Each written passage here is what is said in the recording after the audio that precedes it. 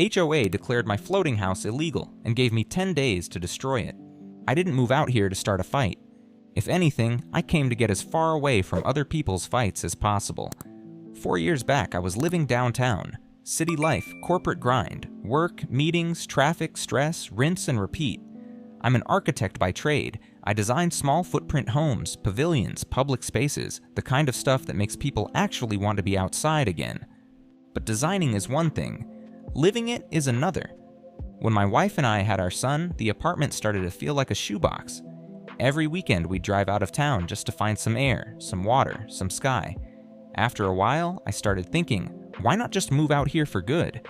That's when I found this property. It was a little wild, a little rough around the edges, but that's what I liked about it.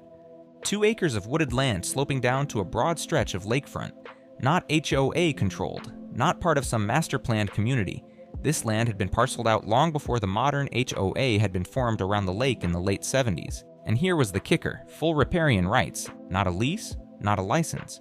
Full private ownership of the shoreline and the water immediately in front of it.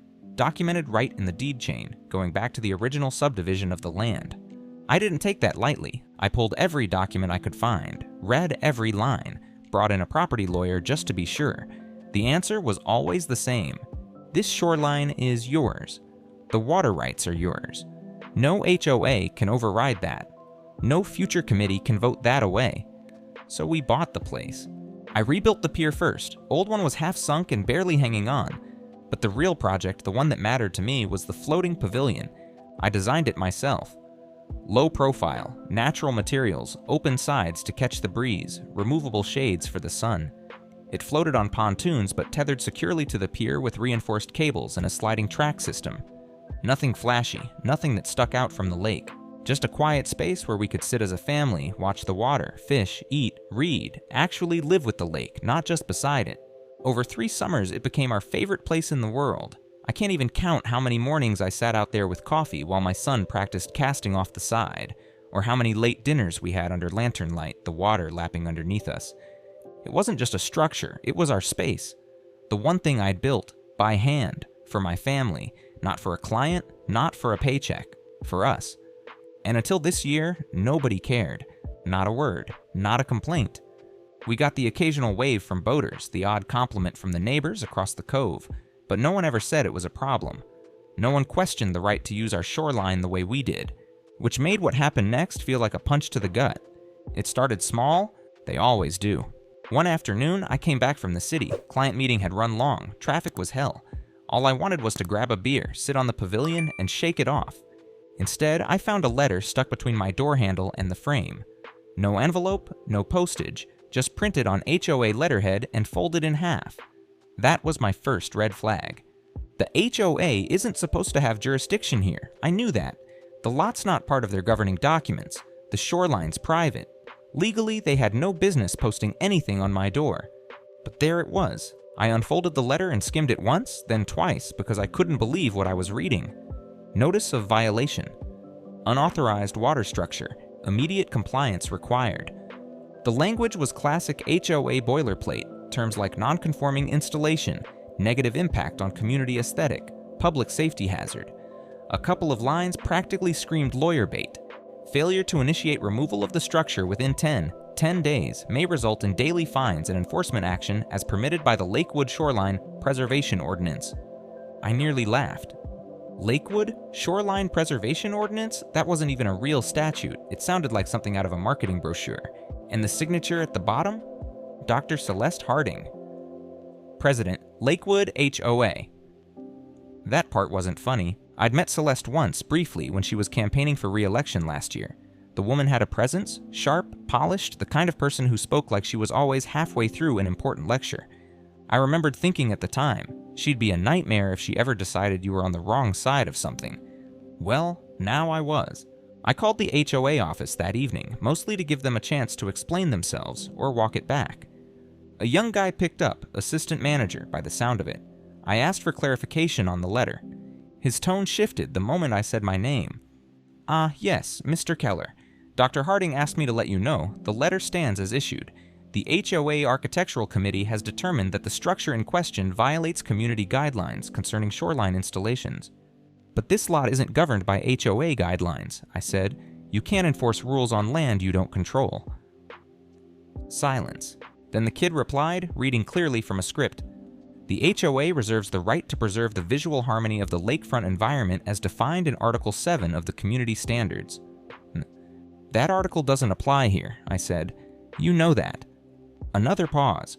Then, you're welcome to submit an appeal in writing, Mr. Keller. Good evening. Click.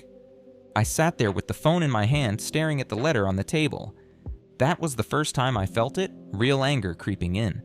Not because someone had filed a complaint, that happens, but because they knew this wasn't legitimate, and they were pushing it anyway, counting on me to fold. That night, I pulled every document again. The deed, the old parcel maps, the original community filings from the county archives. I reread the carve-out language 3 times. The parcels designated A1 through A5, including all riparian rights, shall remain exempt from the governance and assessments of the Lakewood Homeowners Association. My lot was a -3, clear as day. I wasn't imagining this. They had no authority here, but Celeste Harding didn't care about authority. She cared about control, and this was just the opening move. At first, I figured they were bluffing. Send a scary letter, hope I'd panic and tear the thing down myself. I wasn't about to. And when no one showed up for a couple of days, I let myself believe maybe it'd blow over. Then things started happening. The first time, I thought it was weather. One morning, I walked down to the pier with my son. The lake had been calm all week, no storms, no big winds. But one of the forward decking boards on the pier was snapped clean through, split right down the middle. Not weathered, not worn, just broken. No debris, no signs of a boat hitting it, just cracked. I replaced the board, checked the others. Everything else seemed solid. I didn't think much of it. Chalked it up to old wood, maybe a stress fracture. 2 days later, I came down again to find one of the stainless steel mooring cables for the pavilion half sawed through. That stopped me cold. This wasn't an accident. Someone had come out here in the dark and deliberately started cutting my tie lines. I checked the rest. 2 other cables were untouched, but the third had a faint notch in it. Whoever did this had either been interrupted or decided to take their time. That night, I installed a motion sensor floodlight under the eaves by the pier. Next morning, floodlight was ripped clean off the mount, wires dangling like spaghetti. Now it was clear I wasn't just getting letters. Someone was trying to sabotage the pavilion, and they didn't want to be seen doing it. I reported it to the sheriff's office. The deputy they sent out was polite enough, but non-committal. No cameras, no witnesses, he said, taking a few notes. Hard to prove malicious intent. Could be kids, could be vandals. Could be HOA goons. But I didn't say that part out loud. Word got around fast, though. By that weekend, the chatter had started. At the local market, 2 neighbors I barely knew gave me the cold shoulder. Another woman I'd chatted with before crossed the aisle when she saw me coming. And in the neighborhood Facebook group, where I rarely posted, someone had already kicked off a thread. Unsafe floating structure on North Shore? First post read, several residents have expressed concern about an unpermitted pavilion that may pose a risk to lake safety and water quality. The HOA is taking appropriate steps to ensure community standards are upheld. We encourage all residents to report any observed violations. Celeste didn't sign it, but the tone had her fingerprints all over it. And the comments, don't even get me started. It's an eyesore. Think of the kids swimming near that thing. If he cared about the lake, he'd follow the same rules as everyone else. Rules that didn't apply to me. Rules they knew didn't apply. But now, the mob had been primed. That weekend, things got worse. I was out of town for a day. My wife texted me when she got back from a run. The pavilion looks low in the water. Something's wrong. I told her not to touch it, drove straight home. Sure enough, one of the rear pontoons had been punctured. Slow leak, but enough to list the whole platform. I spent 3 hours patching it and rebalancing the deck. No natural damage could have caused that. It was deliberate, targeted, and again, no signs, no fingerprints, no footprints. Whoever was doing this knew what they were doing. That's when I decided to fight smart. I rigged a camera, not the obvious kind, not another floodlight or a trail cam where they'd see it. I embedded a micro camera inside one of the faux vent housings on the pavilion, angled toward the pier and tie lines. Wireless feed, battery backup, motion activated. Not perfect, but better than nothing. And as I set it up, I realized just how angry I was. Not scared, angry.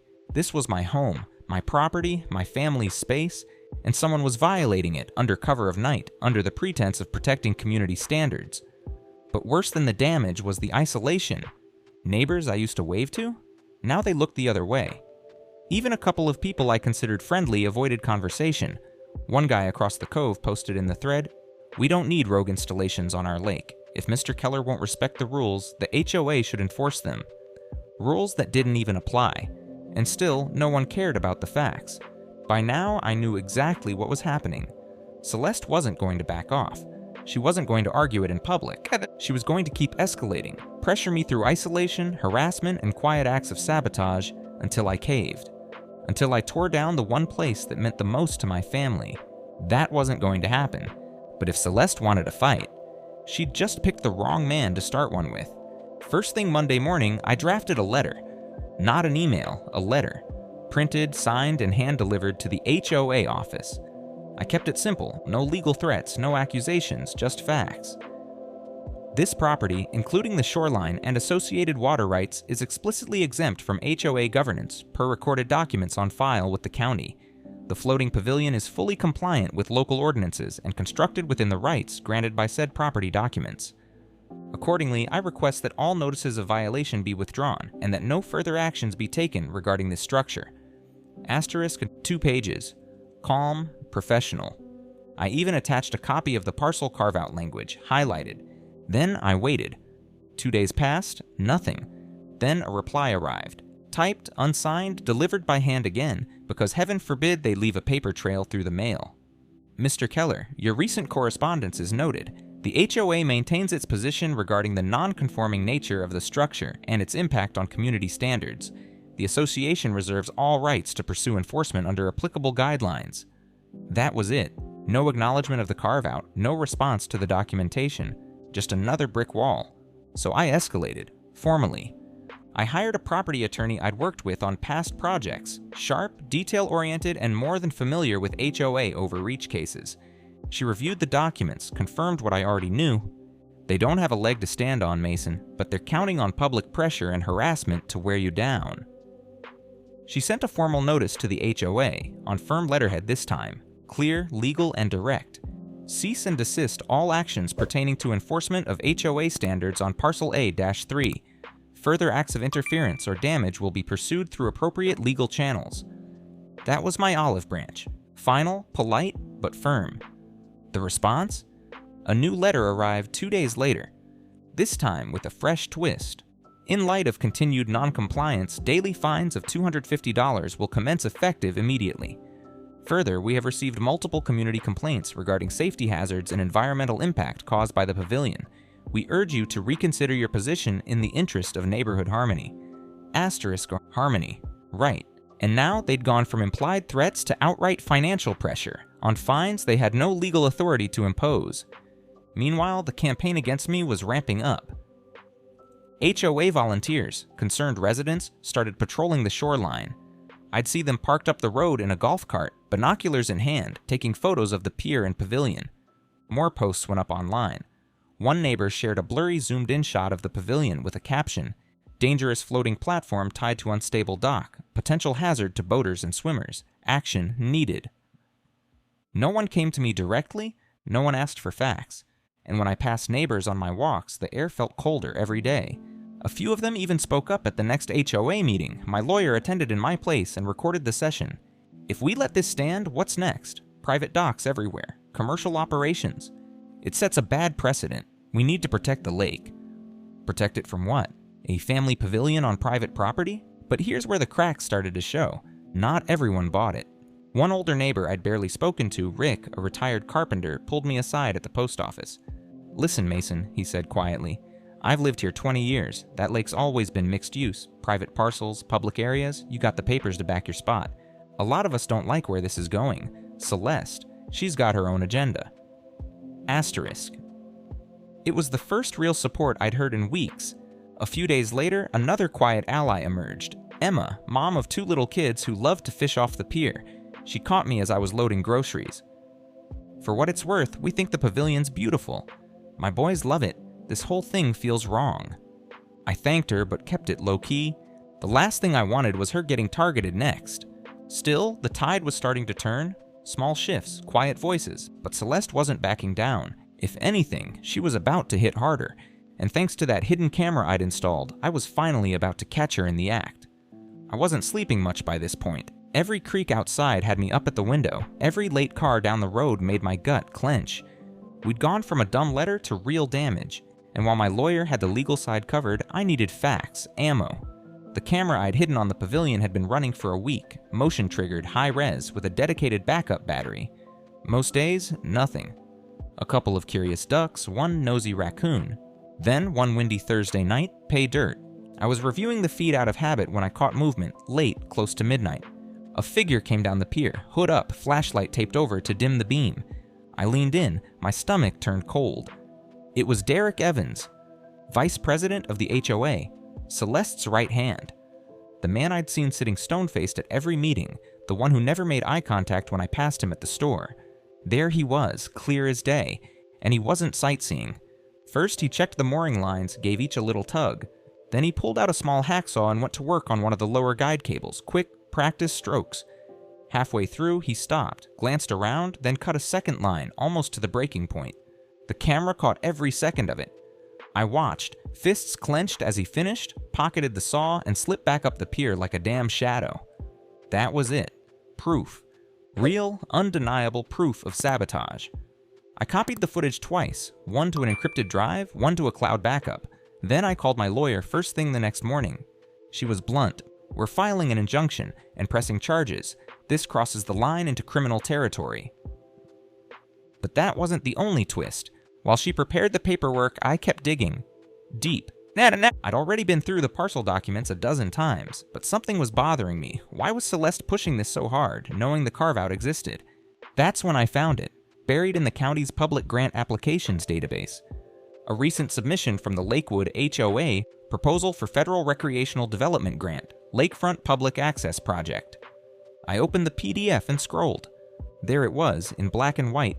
Planned acquisition and conversion of non-compliant private shoreline structures to facilitate a continuous public promenade and recreational area. And in the attached project map, my lot, highlighted, labeled Target for Acquisition Phase 1. It hit me like a punch to the chest. This wasn't about aesthetics, it wasn't about safety or harmony. Celeste wanted a walking path circling the lake, a shiny pet project to put her name on, and she needed my shoreline to pull it off. The carve-out stood in her way. My pavilion stood in her way. So she was trying to force me out, illegally. I sat there staring at the screen, heart pounding. Now I understood why the pressure had gotten so personal, so fast. Celeste wasn't going to stop. She couldn't. Because if this plan fell apart, if I exposed it, her big legacy-making project was dead in the water. And if I'd learned one thing about Celeste Harding, it was this. She didn't lose well. The first instinct I had? Burn the whole thing down, figuratively. Post the video, blast it online, call every local reporter I could find. But that would have been too easy to spin. Too emotional. Celeste would have painted me as an unstable landowner stirring up drama, and half the neighbors would have swallowed it whole. This had to be surgical, precise. I spent that whole night laying it out. Whiteboard, markers, old architectural habits die hard. First goal, lock down legal protection. My lawyer already had the injunction paperwork ready to go, restraining further HOA actions, freezing any fines, and citing both the parcel carve-out and the criminal act caught on video. Second goal, gather allies, quietly. Rick, the old carpenter, had already shown a willingness to speak. Emma, too. I made a short list of other long-timers around the lake, people who'd lived through more than one HOA administration who valued property rights over HOA politics. I started making calls, not mass emails, not posts, personal calls. Hey, it's Mason. Listen, I need to show you something. No pressure, just come by when you can. One by one, they came. I showed them the video first, unedited, let them react. The looks on their faces said enough. Then I walked them through the grant application, the map, the target for acquisition label on my lot. This isn't about the pavilion, I said. It's about taking control of private shoreline. By the end of the week, I had a small but solid core of supporters, quiet but ready to speak when the time came. Third goal, control the narrative.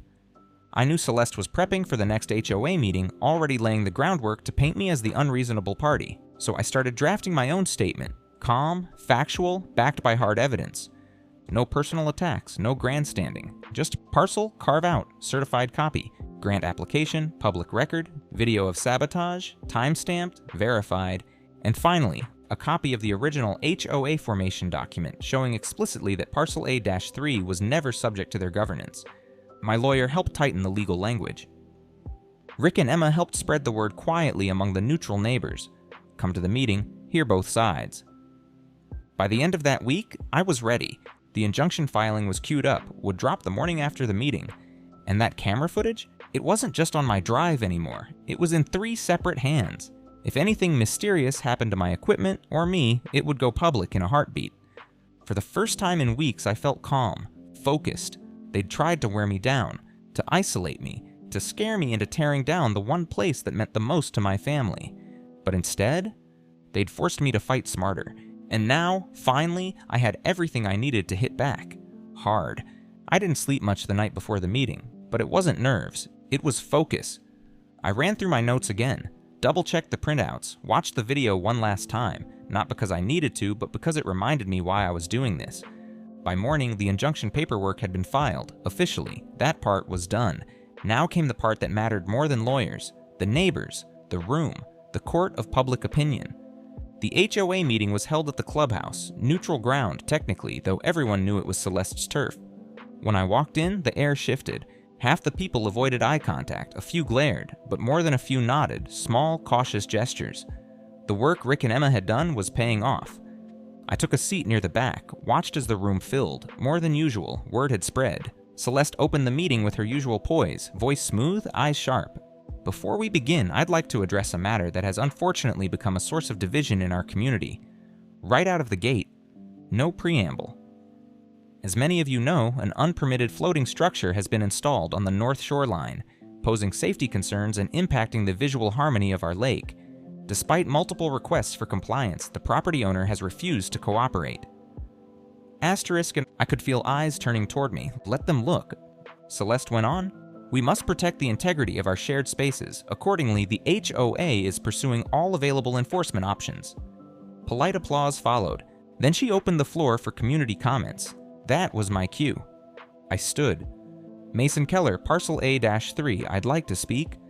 She hesitated, just a flicker, but had no choice. Proceed, she said.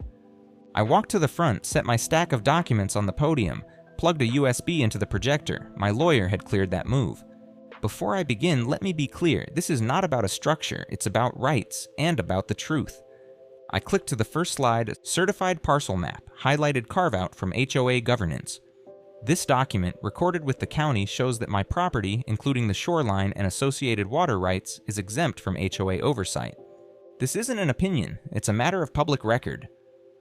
Asterisk, a murmur went through the room. A few people leaned forward. Next slide. Excerpts from the HOA formation documents, Article 4, listing exempt parcels. This language was included when the HOA was formed. My parcel was never subject to its rules or fines. That has not changed. A few more nods now. Some frowns too, but thoughtful ones. Then I took a breath. Time for the real punch. Unfortunately, despite this legal clarity, actions have been taken against my property, including acts of deliberate sabotage.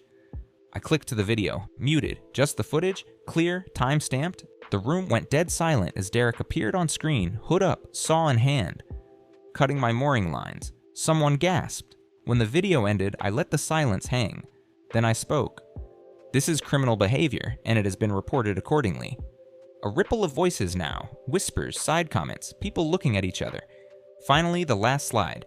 Excerpts from the HOA's federal grant application with my parcel labeled Target for Acquisition, Phase 1. This is why this is happening, I said. Not because of aesthetics, not because of safety, because a private shoreline stands in the way of a public project certain members of this board are pursuing, without the consent of affected property owners. Now the room erupted. Questions, protests. Is this true? Someone called out. How many other properties are on that list? Another asked.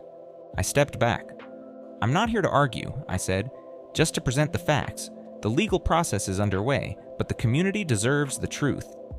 I looked at Celeste then. Her smile was tight, controlled, but her eyes? Cold fury. She knew. The narrative had slipped from her grip. Rick stood next, backed me up. Emma followed, soft-spoken but firm. We've watched Mason's family use that pavilion for years, safely, respectfully. This isn't about one dock, it's about rights and transparency. By the end of the meeting, the mood had shifted hard. The usual rubber stamp crowd looked shaken. The board recessed in a hurry to review new information. But the damage was done. Celeste's project wasn't a secret anymore, and neither was the sabotage. As I packed up my documents, a few more neighbors approached, quietly, carefully. "We didn't know," one said. "If you need support, count us in," said another. I nodded, thanked them. This wasn't over, but for the first time since this started, the fight wasn't mine alone anymore. The meeting changed everything. Not instantly, not with fireworks, but I could feel it, like the current in the lake when a storm's rolling in. Subtle at first, then impossible to ignore. The next morning, my lawyer filed the injunction paperwork officially with the HOA and the county. That bought me some breathing room. No more fines, no more compliance notices. But the real shift was happening in the neighborhood. Word spread fast. The video made the rounds, first through the few allies I'd shown it to, then wider. Someone posted a summary in a private lakefront owners group. Vice President caught sabotaging property. Video evidence presented at HOA meeting. It didn't take long for screenshots to hit the community forum. And once the grant application excerpts went public, the tone changed fast. Wait, this was about taking our shorelines? Was my lot on that map too? Why didn't the board disclose this? Neighbors who'd been silent or suspicious started asking questions. Loud ones.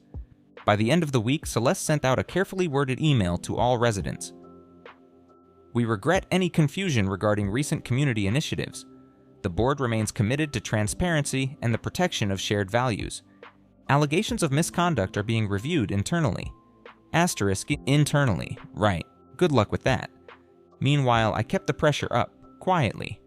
No grandstanding, no victory laps. I met with a local reporter, smart, no-nonsense type. I laid out the documents, the video, the public grant application.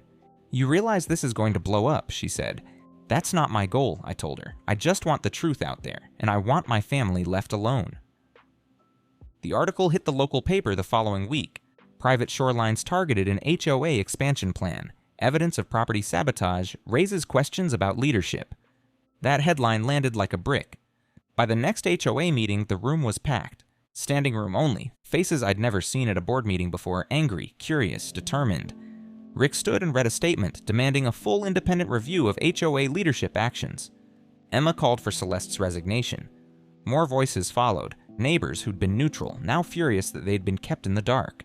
And Derek? Nowhere in sight. Word was he'd taken a leave of absence. I wasn't surprised. As for Celeste, she tried to write it out. Smooth words, deflection, claims of misunderstandings, and unauthorized actions by individuals. But the room wasn't buying it. Not anymore. A petition circulated, calling for a special election to remove her from the board. It gained signatures fast. And through it all, I kept my posture steady. No grand speeches, no gloating. Just the same quiet message. This was never about a dock. It was about rights, about the truth, about not being bullied off my own property. Neighbors started stopping by the house now, offering support, apologizing for earlier distance. "We didn't know," one woman said, near tears. "We trusted them. We won't make that mistake again." The tide had fully turned. Celeste's name? Now a punchline at backyard barbecues. And my floating pavilion? Still there, still ours, but now with a little extra, a new security system, and a small weatherproof sign by the pier. Protected private property, shoreline rights established and defended. Just in case anyone needed a reminder, life on the lake went back to normal. Mostly. The special election came and went. Celeste didn't bother running again. She stepped down with a carefully worded statement about refocusing on personal priorities. Translation: she saw the writing on the wall. The new board president? More reasonable, less ambitious. First thing he did was issue a formal acknowledgement. Parcel A-3 is exempt from HOA governance. Any prior enforcement actions are withdrawn. We regret any distress caused. No apology, of course, but I didn't need one. What mattered was simple. The pavilion stayed. The pier stayed. Our space was ours again. These days, we still have coffee out there on the weekends. My son's gotten better at fishing, sometimes better than me. My wife reads while I tend the deck. And the neighbors? Different vibe now. More waves, more hellos. A few who used to glare, now they stop to chat. It's funny how fast people change sides once the truth is out in the open. Rick still comes by, brings a thermos of coffee and a dry sense of humor. Emma's boys fish off the pier some afternoons. The HOA meetings, I still attend, not to stir trouble, just to make sure no one forgets what happened or tries to pull it again. And as for the pavilion itself, well, I reinforced a few things, upgraded the security, and one little touch. Inside the pavilion now hangs a small wooden sign my son made, burned letters reading, "Built with love, defended with truth." I think that says it better than I ever could.